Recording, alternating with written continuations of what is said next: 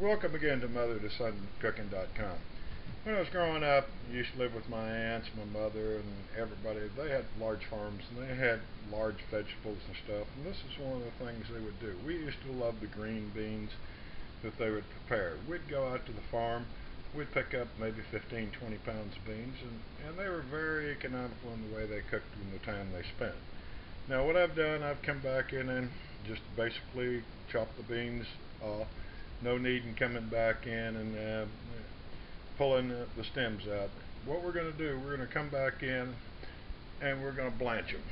Over here I got a nice big pot that I'm going to boil the water with. We're going to have way more beans than what we need, but what we're going to do, we're going to blanch them this way we can freeze them. So what I'm going to do, I'm going to come back over here, get the beans. We're going to dump them into the big pot of boiling water.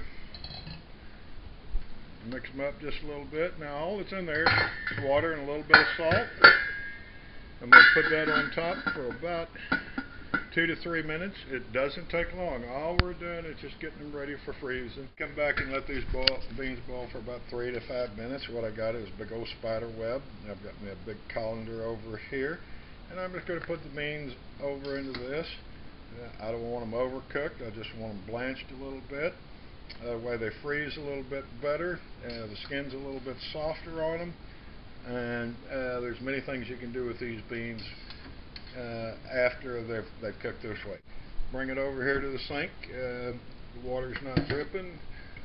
I know you're supposed to come back in and put ice over the top, but if you run cold water over the top and everything, what we're doing, we're cooling down the beans, stopping the cooking. Today I wound up and got 6 nice little packs. If you noticed, I put snap beans. You always want to date stuff when you put it in the freezer.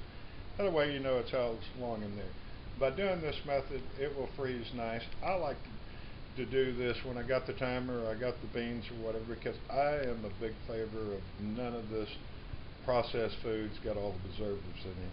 And so I saved about this much, and I'm going to show you in just a minute another recipe with this.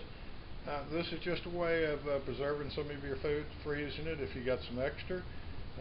It's just a suggestion. This is from the old schools. My mothers and aunts used to do it this way.